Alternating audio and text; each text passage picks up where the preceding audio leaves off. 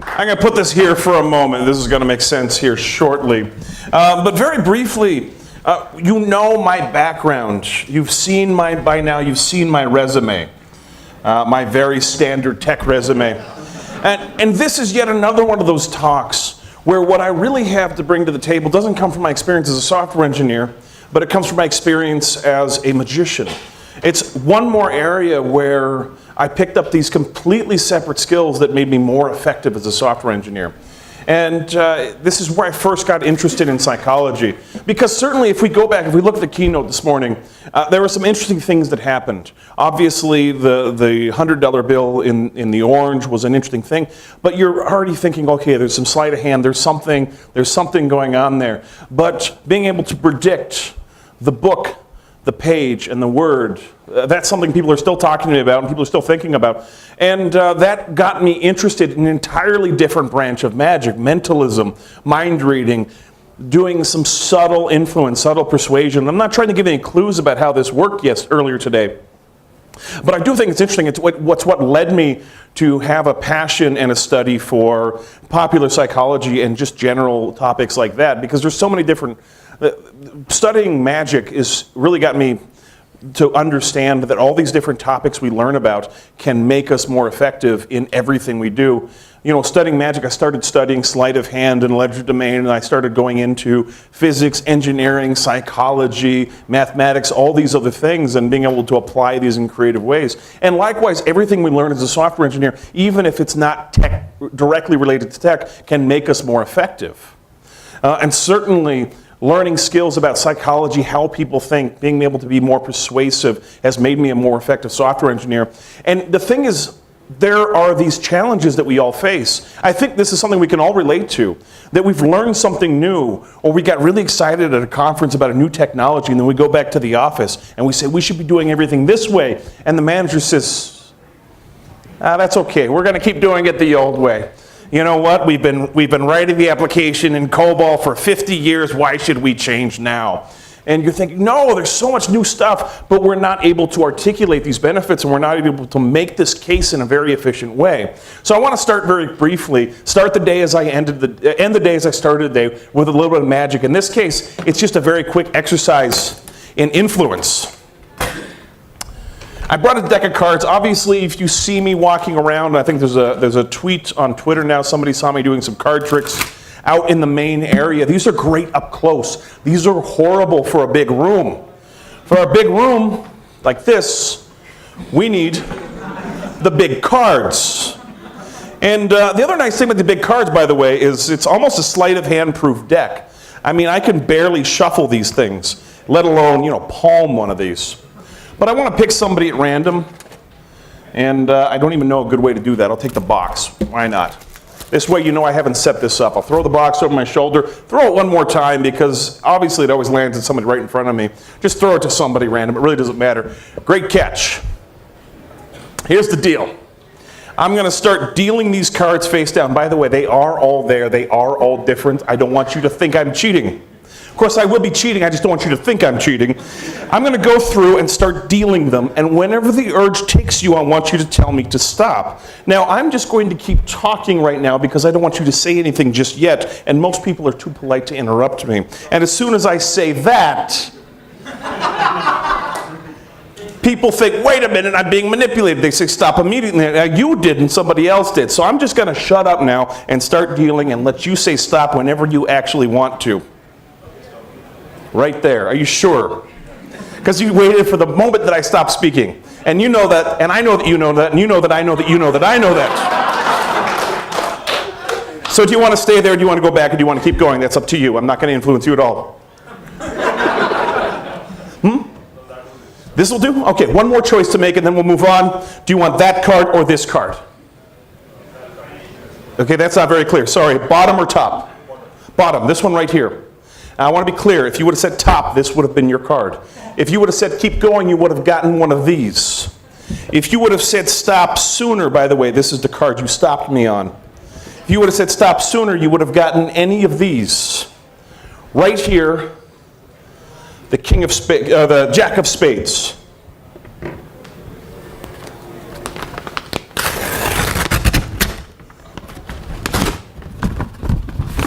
My prediction. Thank you. I'll just leave that there. And we'll keep going. The reason this is so important is the skills that we learn outside of our technical skills, these are what really make us successful. The Carnegie Institute famously reported that only 15% of one's financial success is due to their technical ability. The other 85% is due to human engineering, the ability to lead people. And the problem with this idea of being persuasive and everything else, learning how to be more influential, is we're logical people. We deal with logic every single day, but people aren't rational.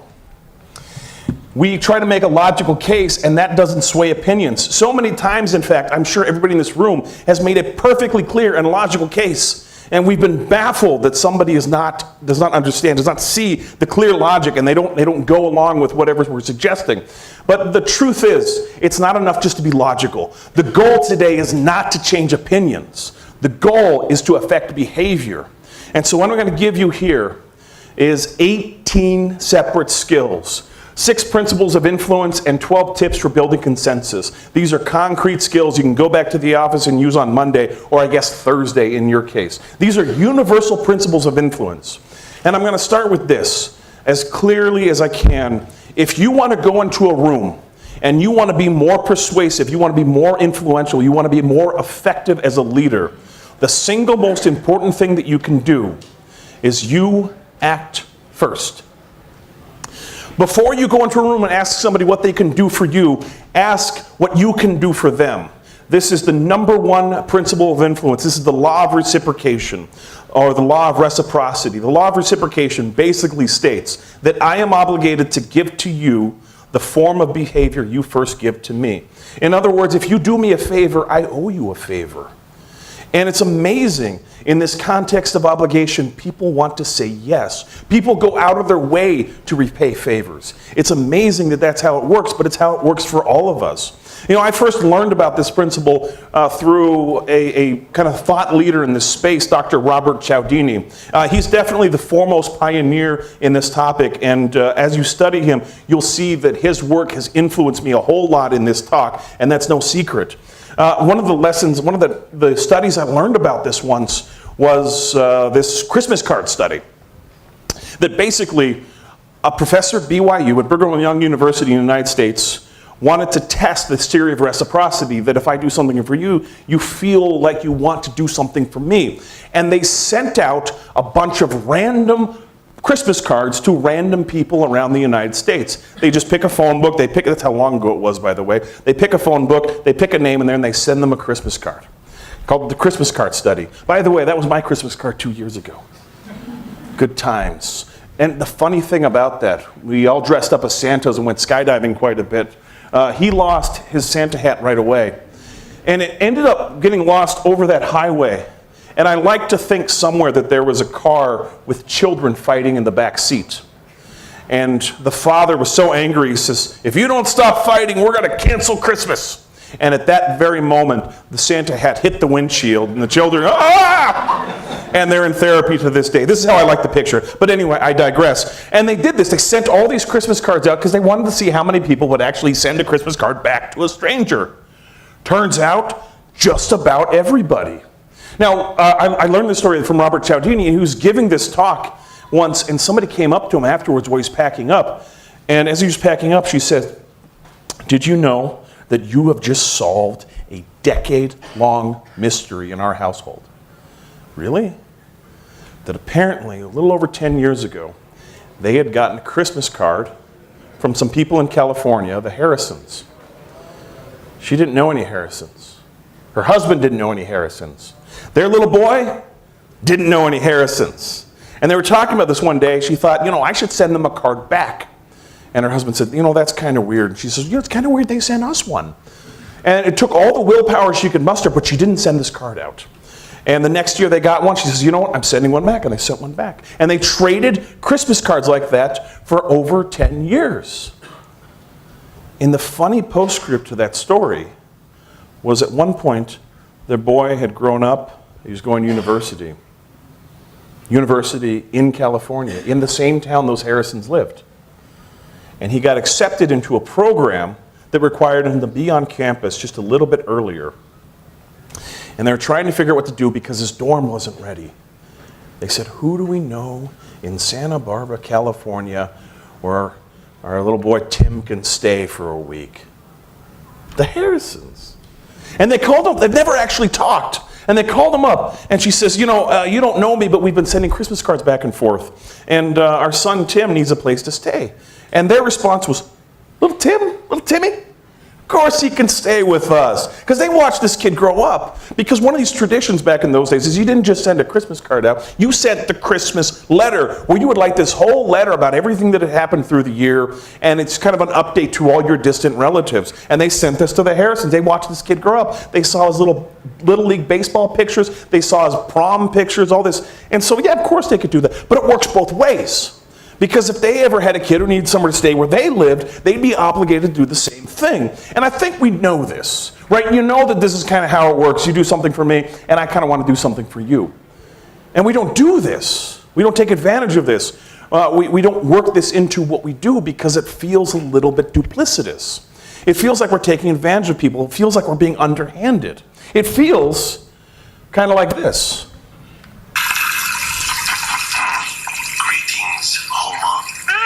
Tony, you still with the Mafia? Yes, I am. Thank you for asking. Now, Homer, as you no doubt recall, you were done a favor by our, how shall I say, Mafia crime syndicate. Oh, yeah. Now the time has come for you to do us a favor. You mean the mob only did me a favor to get something in return? Oh, Fat Tony. I will say good day to you, sir. Okay, I will go. Hey, wait a minute. So it's worth talking about this, worth answering this question right now. Is it actually ethical to do this? And the truth is it is. Not only is it ethical, it actually gives a group a tremendous competitive advantage. This notion of future repayment, this future obligation for repayment of favors, actually gives a group a tremendous competitive advantage. Because the thing is, if we don't have this system in our society, it's a zero-sum game. You need something, I have to give it to you, I lose it, you get it. Zero-sum, +1, -1. But in this system, I give you something, I don't lose it. I give you time, I give you help, I give you whatever. I don't lose it. Instead, in exchange, I get a credit, a token, a credit in the karma bank. And that I know if I ever needed something in the future, I could call on you. And if you ever needed something, and it's the way it works. And it actually makes us all more effective. But this is so crucial, so central to the principles of influence that it's important that you don't fumble it. Let me give you an example. Imagine you're working on a project, like the whole team is overcommitted and everybody's trying to get everything back on track. You're going to be working late tonight. You're going to be working until 9, 10 o'clock at night. And one of your colleagues, everybody's behind, everybody's going to be working late, but one of your colleagues isn't just behind, they're completely stuck. They can't get their build going, they can't even get the development environment going. Now there's a couple different ways you could do it. You can say, well, that's your problem, I'm going to get my stuff done and go home and leave them high and dry, but that's not what you do. You're a team, and you like each other, and you take care of each other. So you're already working until 9 o'clock. You take 2 hours out of your evening to get your colleague up and running, and now you're working till 11 o'clock. But you did something good, and what do they say when you do that? They say thank you. And what do you say? You're welcome. Don't mention it. Oh, just doing my job. Anytime. The truth is, if you do that, you blew it. You've just fumbled away one of the most powerful principles of influence. The whole system works better if people who give also receive in return. Otherwise, the whole thing falls apart. Nobody wants to give in the first place. You have to be willing to accept what you've been giving. So let's put this in context. So instead of saying, whatever, thank you, you're welcome, you could say this. That's right. And now you owe me one. Too much? Too much. All right, how about this? Absolutely. I know that if the situation were reversed, you would do the same for me. Yeah, you see what you've done there? And it's amazing. It's not only that. Not only have you kind of put the entire transaction in context, you've also kind of put that person on a pedestal. You've put them up. And you're like, I challenge you to prove me wrong. Because we all like to think good of ourselves. Like we all want to think that deep down we're good people, even if we're horrible people. You know, history shows that even horrible people think deep down they're good people, they're just misunderstood. And so we want to think highly of ourselves. So when you say something like that, in people's minds they're like, yeah, I am that kind of person. I would do the same for you. And the truth is, if you ever need a favor, you can ask this person as well. Now, in a team situation, that might not actually be necessary. You don't actually have to say, I know you'd do the same for me, because they probably would. You have a good dynamic in your team, hopefully. When you step outside of the team, it gets a little more complicated. Maybe this is not an unfamiliar situation. What's happening? I'm gonna need you to go ahead and come in tomorrow. So if you could be here around 9, that would be great. Okay? Oh, and I almost forgot. I'm also gonna need you to go ahead and come in on Sunday too. Okay? We lost some people this week, and we need to sort of play catch up. Thanks. Those dead eyes, I think we've all been there. This is a situation where it might be worth acknowledging what's going on. You could say something like this: of course, I understand this needs to happen, and I'm happy to help. I'm sure if I ever needed something from you, I could count on you as well. Because in this type of situation, this is the kind of thing that might be happening again and again and again. And if this is always happening, I'll wait. Okay, if this is always happening, it might be that they feel entitled. That if you work for somebody and you're a salaried employee, their opinion might be, well, you're salaried, which means I get you for a flat rate, which means I get free unlimited overtime and weekends, all of that. And no, that's not how it works at all. They're not entitled to your personal time. And so by saying something like this, you can reset the entire transaction. Likewise, if you have a member of your team who's always like depending on you over and over again because they routinely overcommit, and it's like, well, of course, I'm entitled to you helping me out because you're on my team. No, don't. You're not entitled to that. Stop overcommitting yourself. And so it's a great way to bring balance back to that situation. Wouldn't you rather work overtime knowing it's going to come back to you? In fact, you can do this, you can take advantage of this reciprocity as well, because reciprocity works in negotiations as well.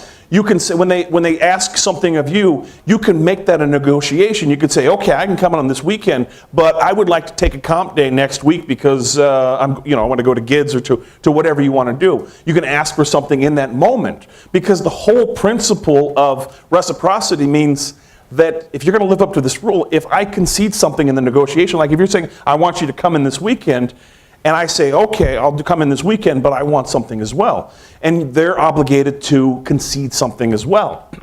Now, another study I learned about, again from Robert Cialdini, was a study where they started asking people a question on the street. And this is where this principle of reciprocity in negotiations comes in really handy. They just started walking up to random strangers on the street with a clipboard. And they asked a question. They said, excuse me, sir, a moment of your time. I'm with the local juvenile detention center, and we're looking for volunteers to chaperone some teens from our facility on a day trip to the zoo. Can I sign you up? And most people's reaction, obviously, was no. In fact, it wasn't just most people, it was the overwhelming majority of people said, of course not, that's ridiculous. But there's a lesson to be learned here, because they did this again the second day. Same street, same canvassers, walked up to new people and they said, hi, I'm from the local juvenile detention center, and we're looking for volunteers today, basically to be big brothers or big sisters for teens in our facility. Now, all this is required of you is a commitment of 4 hours a week for 2 years. Can I sign you up? Oh, you're so sweet. For real? For real? Can I really sign you up? For real? You are a sweetheart. Oh my goodness. Most people would say no. In fact, the majority of people didn't just say no, they freaked out. They're like, 2 years? I don't even know where I'm going to be in 2 years. No. And then they said this. How about just an afternoon chaperoning a group of teens on a day trip to the zoo? Can I sign you up for that? Okay, that sounds reasonable. Not just that sounds reasonable. Same question, asked slightly differently, tripled the number of yeses to the exact same question. And there's another lesson to be learned here. Always start with the larger request first. If you're interested in getting people to say yes, start with a larger request and then go back to what you wanted all along. Now we know this. I guarantee you, everybody in this room knows this, but we don't do it. Because we want to be perceived as reasonable, rational people. We don't want to be perceived, let me say, as manipulative. Because it feels like that sometimes. And so don't use it like that. Instead, don't censor yourself. If you want something, ask for the bigger thing first. If you've got legitimately valid requests at different levels, start with the bigger request first. And then when they say no, you've got somewhere to go back to. And when you do that, they're obligated to compromise as well. And like I said, we often do the opposite. So, especially for the managers. Oh, seriously, especially for the managers. When you ask something, in fact, I'll give you an example. The very first time I gave this talk, we had conversations afterwards. And somebody asked this question. They were all they wanted was a better computer. They started the job at the company, and they got this old dusty beige box out of a closet, and they put it on their desk. They plugged it in, turned it on, and a big cloud of dust blows out from the fan. And that's a bad sign. It was an old computer. I'm pretty sure it was running Windows ME. And in fact, it was so old, I'm pretty sure the computer had a turbo button. That's how old it was. And he was trying to make it work. He was trying. This isn't working. I need a hardware upgrade. Now, what he wanted wasn't just a little hardware upgrade. It wasn't a little bit more RAM or a solid state drive. He wanted the works, right? He wanted a 64-way, 128 gigs of RAM, liquid-cooled, triple 4K displays. He wanted this. But he didn't ask for that because he wanted to be perceived as reasonable. So he thought, what's the littlest thing I could ask for? I'm going to start with that. The smallest thing that could have an impact on what he wanted was a solid state drive. So he didn't ask for that, he asked for this. And they said no, and he had nowhere to go. Thing is, we censor ourselves. We just assume they're going to say no. But we actually should give them a chance to say yes. Because if they say yes, life is good. But if they say no, we still have a more moderate request to retreat to, and they're obligated to budge as well. And then he can come back and say, well, what if we just did this? Okay, we'll do that. Now, the important thing is you have to do this right away. You can't ask for something and when they say no, you're like, okay, sorry, and leave and go back to your desk and then be like, wait a minute. There's something for this. Michael taught me this. And you come back, you say, what about a solid state drive? If you don't do it right away, what happens is the two requests get perceived as separate requests. You're not treated as you went and came down on your request. It actually was perceived that now you've asked for two things. You're a prima donna developer.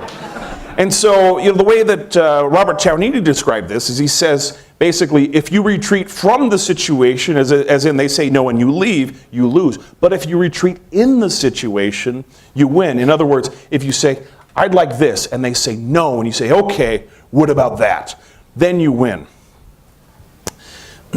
And a couple little tips about this. One, very simply, and it's often overlooked, begin in a friendly way. Think about this. So many developers, for better or for worse, they're introverted, right?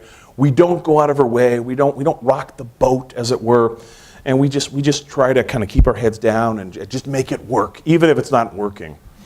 And it takes a little bit to get us to the point that we're going to say, okay, you know what, I need a hardware upgrade. And it usually doesn't go like this. It's usually like, build. Wait and wait and wait and wait. And 19 minutes into it, it's like 99% blue screen. Lose it, you flip the desk over, you go walk in the boss's office, kick the door, and you say, I can't work like this. You start screaming. And what do they say? They start screaming back. Because you've set the entire tone of the conversation to be a fight. Now, I'm not a violent person. I'm a lover, not a fighter. But if somebody came up to me out of nowhere and they just started swinging at me, throwing punches, I'm not going to be ducking around saying, oh, you seem upset. What's wrong? No, as a reflex, anybody will do this. They start fighting back. It's the same thing with your tone. If you come in and you start with a conflict, they orient to a conflict. And you cannot have a productive discussion in that situation. So you've got to begin in a friendly way. You've got to set the tone where you can actually have a conversation. And we can talk about it as rational adults. Another important tip, get the other person saying yes immediately. And what I mean by that is when you start making your case, you start small and start working your way up. Instead of saying, hey, can I have a brand new computer? No, okay. Start like this. As my manager, I know you want to make sure that we're happy and we're productive and we're doing the best we can, right? There's no way you can say no to that. And we keep going. I say, now, I know you want us to be productive, and if there was some little thing we could do that would actually make me way more productive, like triple my productivity, you would at least be interested, right? Of course. And you do this again and again and again. And you get them in this mode of saying yes. And not only that, you're able to make your points all the way through, and they agree to every point. It becomes almost impossible for them to say, you're right, you're right, you're right. Of course. No. It's almost impossible to do that. They can't say no because they've agreed to everything you've said. They can't say no, but there's a trick. And I'm going to tell you about this. I'm going to be honest right now. You were talking about managers. As you're learning this, right now, there are managers learning the counter techniques. Let me give you an example. Yes, yes, yes, yes. Can I have the hardware upgrade? It's not up to me.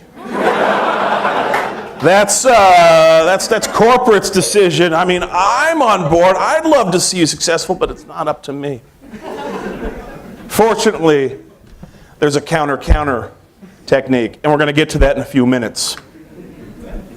But it's really interesting, this idea of getting people to say yes right away, because the engineer asked for the thing.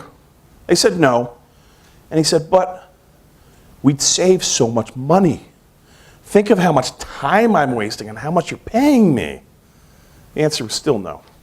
When we say no, no's kind of final. No manager wants to be perceived as weak. No manager wants to be perceived as going back on their word, saying no, and then you say, but, please, and okay. They don't want to do that. They feel like it makes them weak as a manager. And so you want to make your cases, you want to make your points first, because at that point, every good point he made was moot, because they'd already said no. And the other really interesting thing is he says, well, we would have saved so much money. But people don't care about how much they stand to save. They're more motivated by what they stand to lose. We're motivated by scarcity. We want more of what we can have less of. It's another universal thing. You know, advertisers take advantage of this all the time. You know, you see this while supplies last.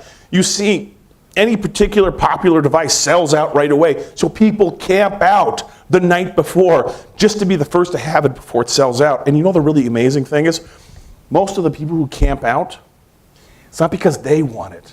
It's because they know everybody else wants it. As soon as it's sold out, that price is going to go way up. And so they can buy one today and sell it on eBay tomorrow for twice as much money. Because as soon as that thing is sold out, people would rather pay twice as much than wait 2 weeks for the iPhone to come back in stock. And so what he should have done is he should have framed those numbers as a loss. Now, when you're making a case for a technology or for some change you want to make in the organization, leverage this. We want what we can't have, or we want more of what we can have less of. So when you make this case, talk about your solution and talk about what it is about that solution that they can't get anywhere else. What is uniquely What is unique to that solution? What is unique to your idea? What is unique to your architecture? And frame it around that. This is the only way we can get these benefits. Otherwise, we just have to live without it. Oh, I don't want to live without it. You know, the other thing about the scarcity thing, we see this, I don't know if they have this here, but in the United States, we have the home shopping channel. And it's basically for the profoundly lazy people who not only don't want to get off the couch and go to the store, they don't even want to get off their couch and pick up their iPad to order on Amazon or to say something to Alexa. They just watch TV. And they're like, oh, we have this thing here. And the really amazing thing is the biggest innovation in 50 years of home shopping television was a real-time count of this available stock. So you're watching this demonstration and you're mildly interested in it. You're like, oh, I might get this as a present. And you're watching that little counter in the corner of the screen count down. We have 1,000 units left. Now we have 800 units left. Now we have 600 units left. And it goes from thinking, oh, that might be interesting to, oh my God, I have to get this before they sell out. Dial, dial, dial. Please ring. Okay, you know, and people, it's amazing how that works. You know, but you can leverage this in any kind of case you're trying to make. Management weighs potential losses over, management weighs information about potential losses over information about potential gains. So if he would have calculated his numbers as how much money we're losing instead of how much money we'd be saving, he would have made a much more effective and much more persuasive case. And I want to tell you something else as well, really important. Dramatize your ideas.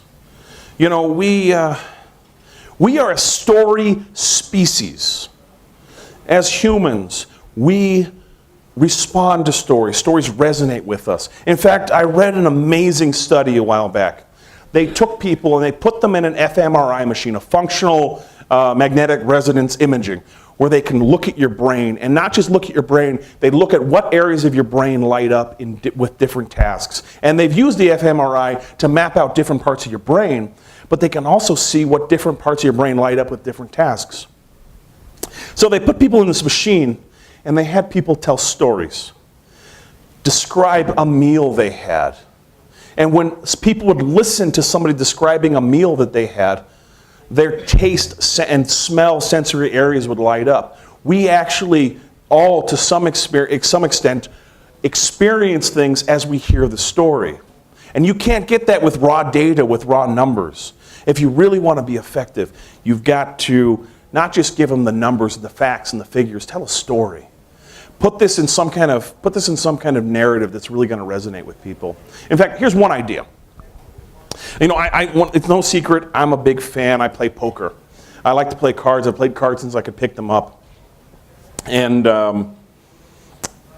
I've read probably 40 or 50 different poker books in my life. And I don't know if anybody here plays poker or follows it or studies it, but one book I read that really stood out to me was, it was called Check Raising the Devil. And it was a story of a particularly interesting character in the poker scene named Mike Matusow. And Mike Matusow was essentially, for a lot of his life, a degenerate gambler. He worked for his parents at their furniture store, and by the end of the day, they would pay him in cash. And he would take that cash, and he'd go, and he'd take all of it, and he would drink it and gamble it away. And then finally, he'd stagger home, fall asleep in their basement, wake up the next morning, and do it all over again. That was his life. And one day, he's in the bar, drunk, lost all his money in a video poker machine, and he sees a guy walk in the bar, bless you. And he says, the guy at the bar has a lot of money. He says, wow, you did all right. What's your secret? The guy says, well, I'm a poker player. He says, yeah, I play poker too. You and me are the same. He's like, no, you are not the same as me. You play that little game on the computer. I play real poker. He says, well, teach me. And he says, okay. And the guy actually agreed to teach him and mentor him and taught him everything he knew about poker. And Mike Matusow, in the beginning, wasn't the best student. You know, a lot of times he would give him great advice, and it'd be like casting pearls before swine. It was, you know, he didn't care. He's just like, yeah, you're right. But he never really took it in. And at one point, he's playing in a game and loses all of his money. He's out, you know, lost everything in one hand of poker, and he's about to buy in again. He's like, come on, Mike, let's take a walk. And they're walking around Las Vegas at night. And he says, you know, Mike, I keep telling you, you've got a leak in your game. You need to fix that. A leak in your game, if you're not a poker player, basically it's a mistake that you make consistently. And your opponents can see that and exploit it. In fact, in very real terms, every time you make that mistake, it costs you money. He says, you've got a leak in your game. You've got to fix that. He says, yeah, I know. I got to stop doing that. He says, look, give me a $100 bill. In fact, does anybody have any cash? Give me 1,000 rupees, 2,000 rupees? Anybody? Come on, somebody. You get it back. I'm not going to set fire to it. He says, give me a $100 bill. Thank you. And he takes it, throws it off the bridge. He says, give me another one. You don't have to give me another one. He says, give me another one. And Mike's like, I'm sure there's a point to it. And he hands him another one. And he crumples it up and throws it off the bridge. He says, give me another one. He says, what are you doing? And his mentor looks at him and says, what am I doing? What are you doing? That's what you do every time you sit down at a poker table. That's what it took for him to change his opinion. Not just telling him, oh, you're making a mistake, you're doing this X% of the time. Sorry about that, by the way. It wasn't just that. He had to dramatize the idea.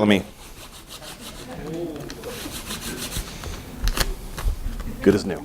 Actually, I'm going to borrow this for one more second. But he had to dramatize his idea, and that was really important. Here's a suggestion. It might be a bad suggestion. I'm just going to say this right now. Might be a bad suggestion, but you could try it. The next time you want to make a case about how the company's wasting money, you know, they keep spinning up VMs or servers because they need a certain version of Java here and a certain version. This has to be 6, this has to be 7, that has to be 8, and we have to have a different VM for every single one of these. And you're saying, no, if we could just put Docker on there, we could just put one more container, it'd be so much easier. We stop wasting resources. And they're like, Docker, that's a fad, it's going away. Instead of that, and you could say, well, actually, you know, whatever. No. Do this. Go get 10,000, 20,000 rupees, all in 2,000 notes. Fan them out. And what you're going to do is you're going to soak them in lighter fluid, about 2/3, right? Like from here up. I didn't tell you it was a good idea. I just said it's an idea. You fan them out, and you wait. When you have the meeting, they're wet. They're not dripping. That's really important. And you have a lighter in this hand, all the money over there. Or if you're right-handed, this way. And you have the money there, it's wet with lighter fluid. This part is dry. That's super important, by the way. And you wait for the meeting to start. You don't start in the meeting. You're going to make an entrance. So you're standing in the hall, and you wait for them to say, oh, are they coming? Oh, I guess they're not. We'll just start without them. And they start. And you let them go about 2 minutes, let them get a little bit of momentum. And then you kick the door open, you walk in, and you say, every day that we don't start using Docker, this is what we're doing. You take your lighter, you light the lighter fluid, and the flames are going to be like up here. It's going to be amazing. And you hold it, and you stare them down for 3 seconds. Not 2. That's not long enough for them to really take in what's happening. Not 4. If you wait too long, the fuel burns off and the paper starts burning. And you're going to wish you hadn't done that. So not 2, 3, not 4. 5 is right out. 3 seconds. And then you shake, hold tight, but shake. Otherwise, you have a whole different problem. You shake it out and you say, but this doesn't need to be the case. Let me tell you about containers. And I guarantee you've got everybody's attention. It'll work. Dramatize your ideas. Actually, don't. It's probably a bad idea. But if you are going to do it, also, like, just do a little bit of research. Make sure you're not under a sprinkler. Because you will get people's attention. Not only the people in the meeting, probably securities. Thank you very much. Mostly, yeah. Anyway, principle of influence number 3, consensus.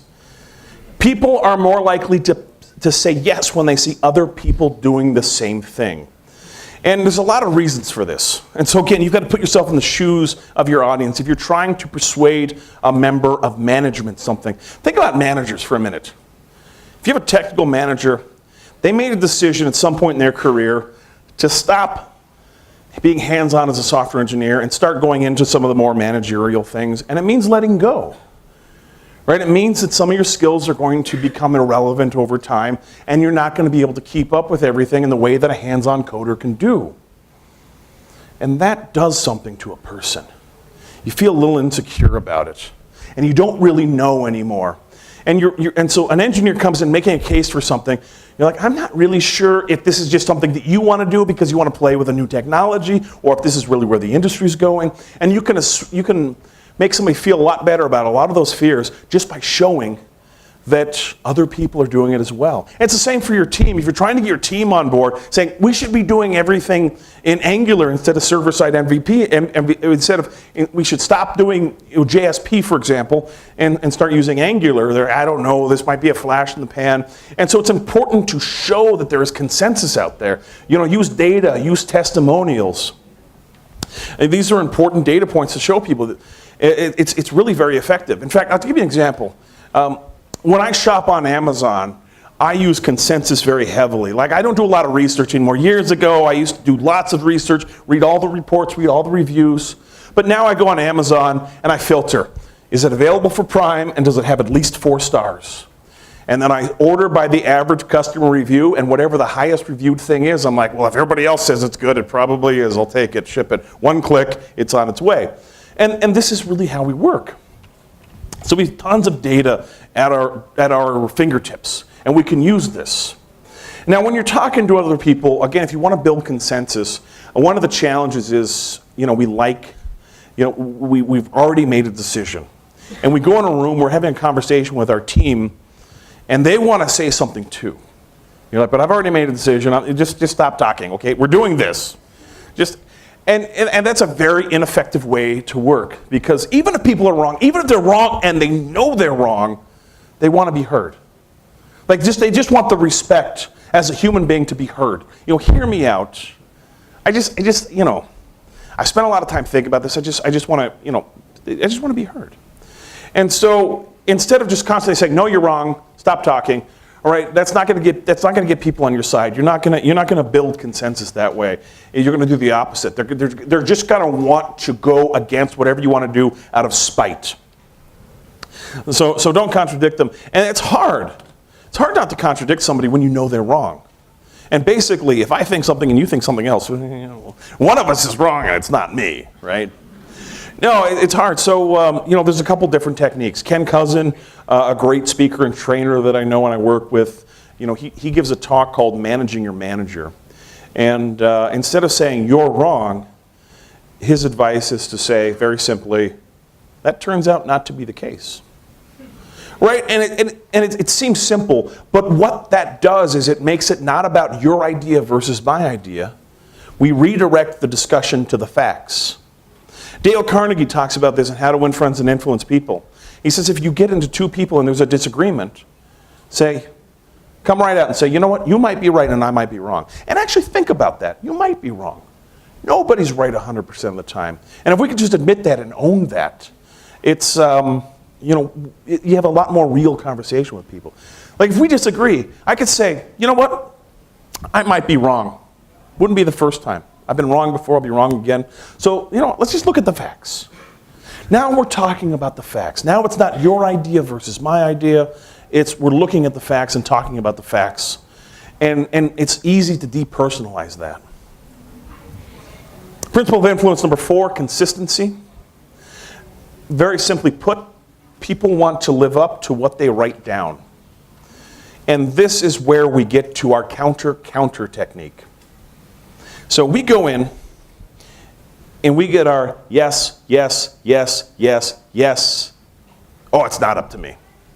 If it were up to me, yeah, I'd give you the new computer, but I don't make the budgets, unfortunately. I'd love to, I'll ask for you on your behalf, but I can't make any promises. This is where we leverage consistency. Okay. Well, when you do that, would you give the request, tell them that the request has your full support and recommendation? Because now they're not just going to go in, and if they say yes, they're not just going to go into that meeting with the higher ups and say, oh, and an employee wants a new computer. They're like, no, right, yeah. No, you get them to commit to not only pass the request on, but verbally say that it has their full support and recommendation. And I do this in the sales process when I book magic shows. I talk to somebody who's one member on a committee, and they're like, that sounds great, we'd love to have you, but it's not up to me, it's up to the committee. And I say, well, will you tell the committee that this idea has your full support and recommendation? And if they say yes, most people live up to that. This is just another principle that that people, want to live up. It's another rule that people play by. And there's another tip in here as well. Basically, to appeal to people's nobler motives. Just like when I say, I'm sure you would do the same for me. Yeah, I would do the same for you. I'm that kind of person. You can do the same thing here. Like if there's any doubt in my mind that you're actually going to be consistent with your word, then I could say this. I say, when you pass the request on, you will give it your full support and recommendation, right? So I can engage consistency and say, I appreciate that because I know you're a man of your word. Just leave it at that. Because who wants to prove you wrong? Well, actually, I'm a two-faced jerk. No, nobody wants to do that. And the other thing, when you're leveraging consistency, get people to commit in writing, not just verbally if you can, commit in writing if available as well. In an email, you don't have to send them an email and make it very formal, but just say, hey, will you do this or will you do that or can I count on you for this? Just in the email, change very casually, very conversationally. And when they say yes, people tend to live up to that. And I want to talk about one more thing with emails real quick before we move on. I talk about the reciprocity in conversations and negotiations. And one of the challenges is we're not always having these conversations face to face. People ask me a lot, does this work in email? And it does. It's not as good, it's not as effective, but email, even though it's asynchronous and it's long term, you have the context of the email thread. So you send me an email and I say, okay, I'll do that, but can I count on you for this? It's easier for somebody to say no to an email. There was a great XKCD comic a while back where two people were on the internet arguing. One person's over here on the computer furiously typing onto a forum, and somebody's over there on their computer furiously typing into a forum, and they're getting angry and angrier, and this girl shows up, a magic girl, I'm not sure, she picks one of them up and flies them to the other person and puts them face to face. And the caption was basically that it's easier to be a jerk to text on a screen than it is to be mean to a person. And so,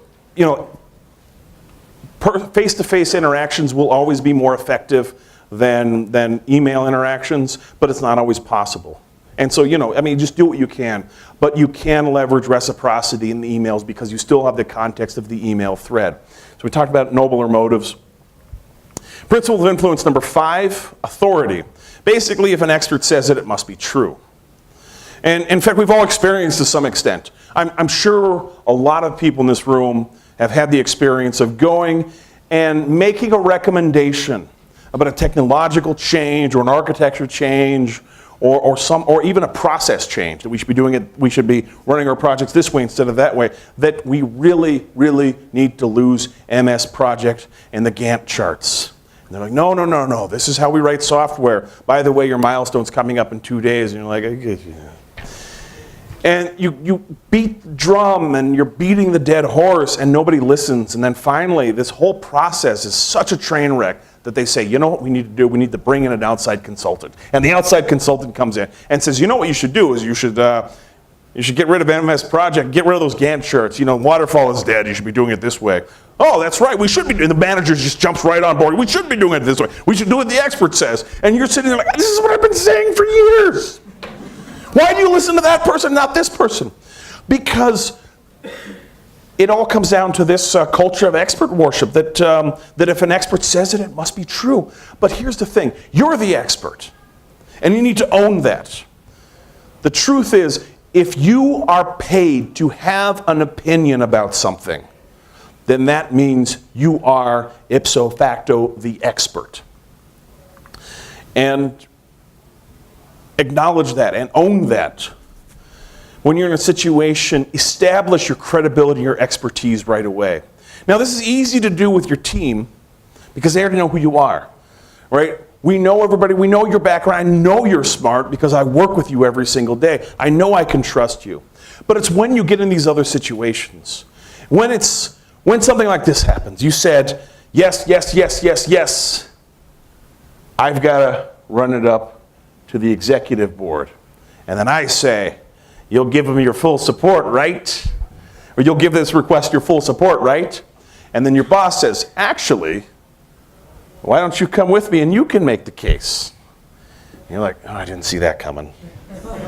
Now you're in front of the board and you have a challenge because they have no idea who you are. They have no idea why they should even be listening to you. And most of them have heard dozens and dozens of smooth-talking sales engineers trying to sell them on some technological panacea. So they're skeptical of everything they hear from an actual paid expert, let alone from some low-level employee that they've never heard of. So you have to go in there and establish yourself as the expert right away. Now you have a couple tools at your disposal. First of all, you've got your background, your resume. Look, this isn't your first rodeo. Tell them that. You say, you know what, I've been doing this for 20 years, and this is where I'm coming from. This is my background, where I'm coming from to make this recommendation right now. You also have experiences. The truth is, if you're making a recommendation about something, and you're intellectually honest about why you're making that recommendation, then it's probably because you have experience. You've done this before. You've been down this road. You know where it goes. You know that if we go down this road, it's going to be a complete train wreck. And so you can tell them that right away. You can say, look, this isn't the first time I've done this. We've done this particular thing before, and it didn't work out very well.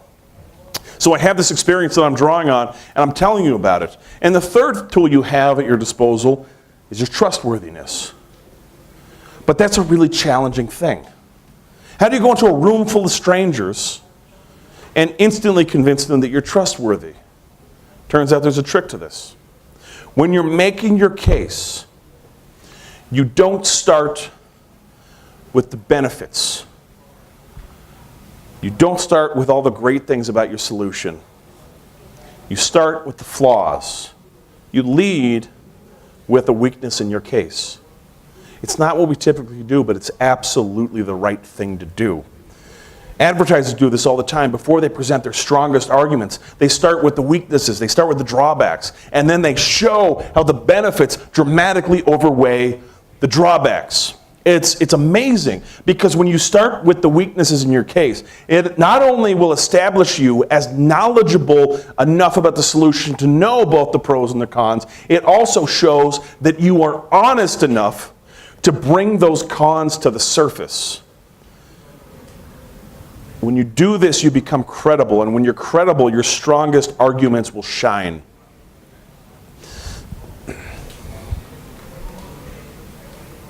This is actually something that I do the reverse of as well. You know, if you're talking to somebody and they strongly disagree with me, if I'm talking to somebody and they strongly disagree with me, if I'm making the case for a particular technology and they are strongly disagreeing with me, then I ask the question,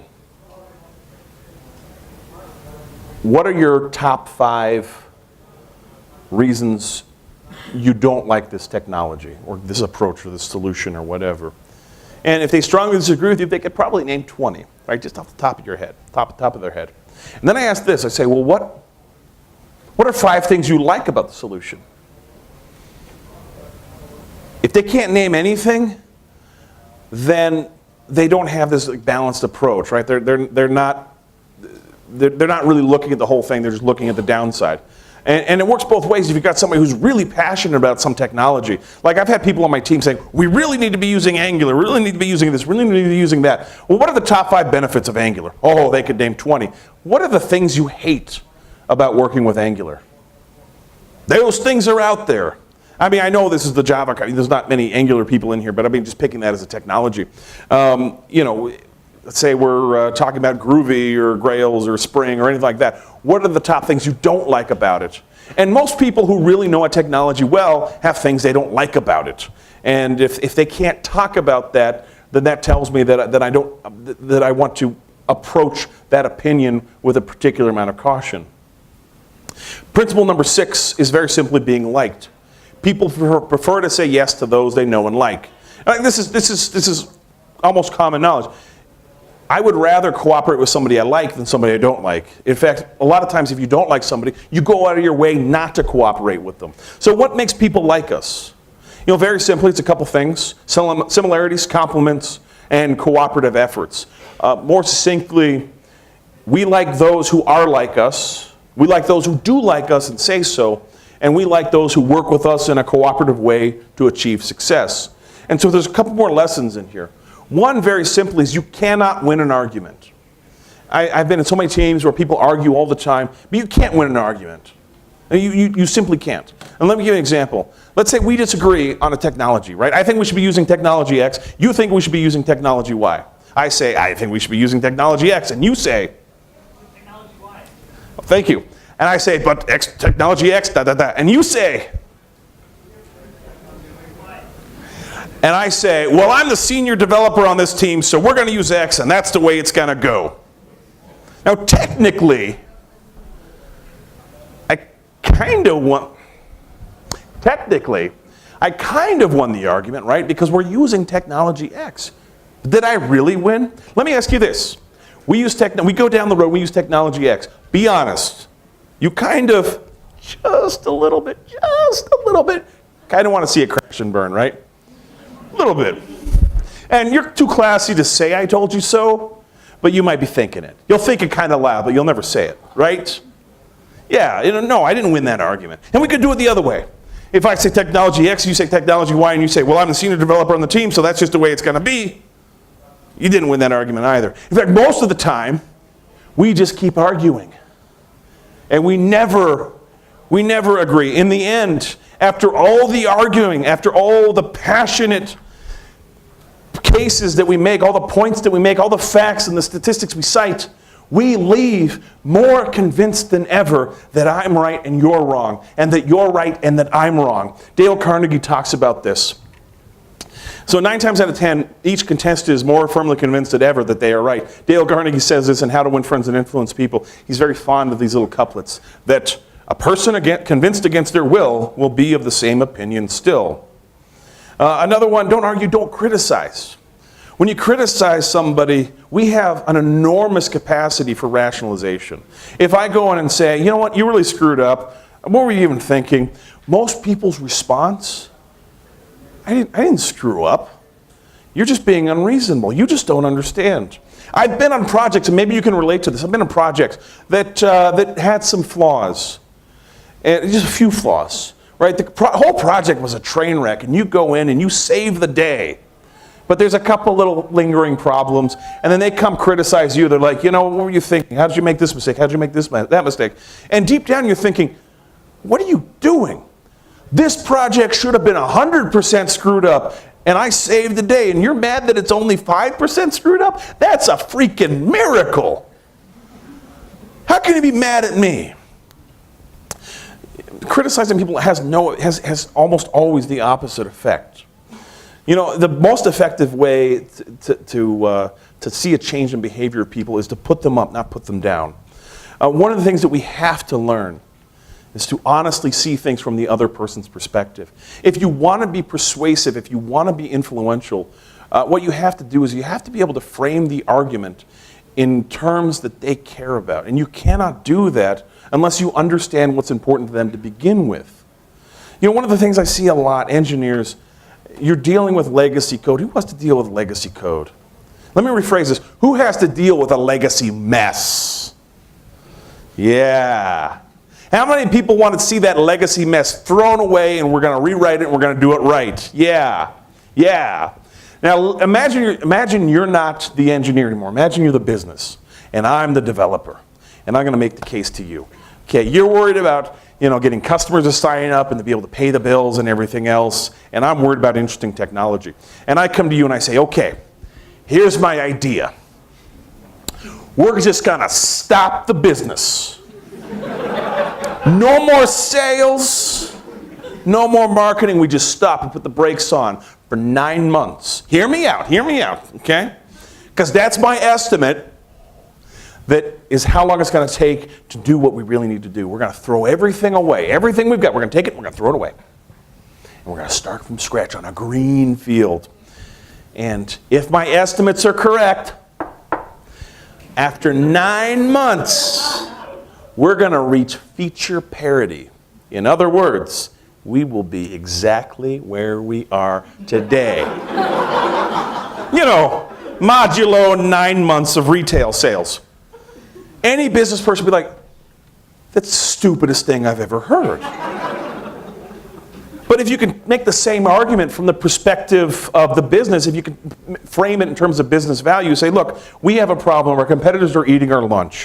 What we need to do is we need to be able to get to market faster. But right now we're held back by this legacy technology. We need to start moving to a lighter, leaner, more agile stack, whatever.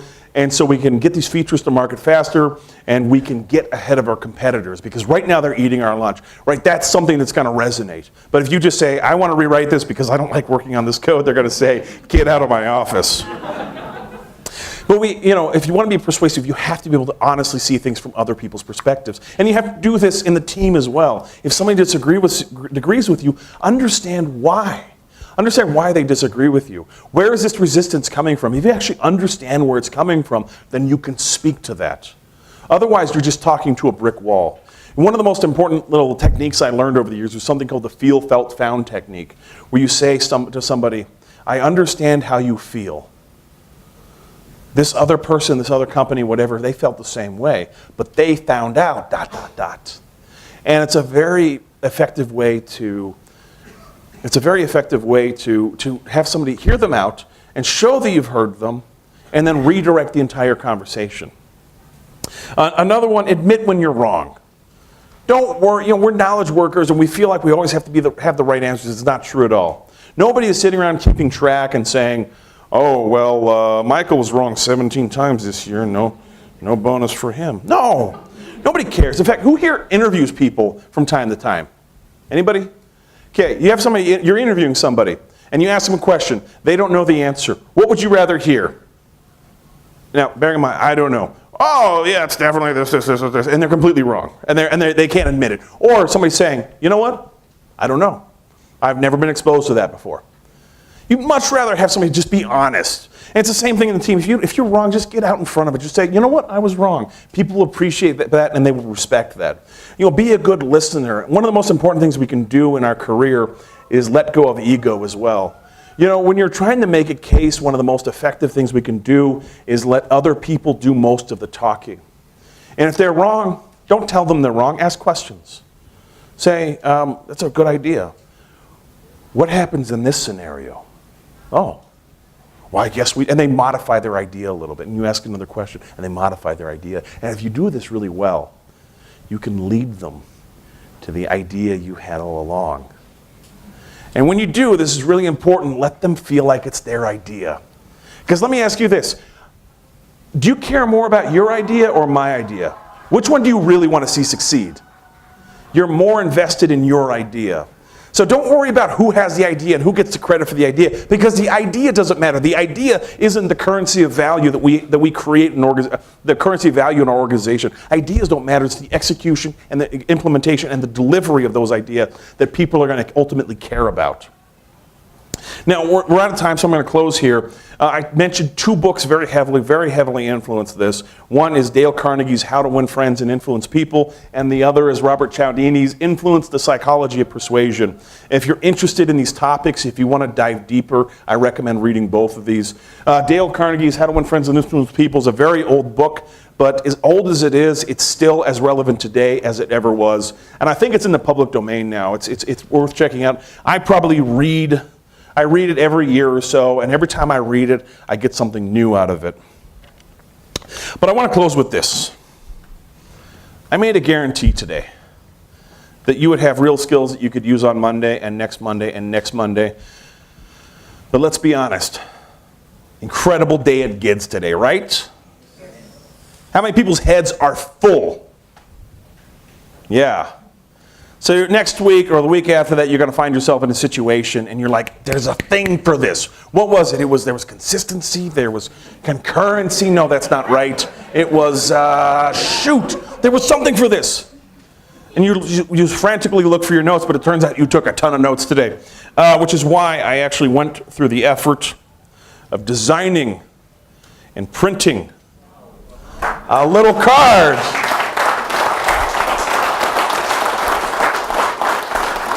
I'm going to be honest, this was not my idea. This is Robert Cialdini's ideas. But this is my card that I designed. It has all 6 principles of influence and the 12 tips for building consensus. And these, I hope I brought enough. These right here are my gift to you. But I'm sure you would do the same for me, right? Thank you very much, everybody. Thank you. Thank you. I'm going to leave these here. Please come and take.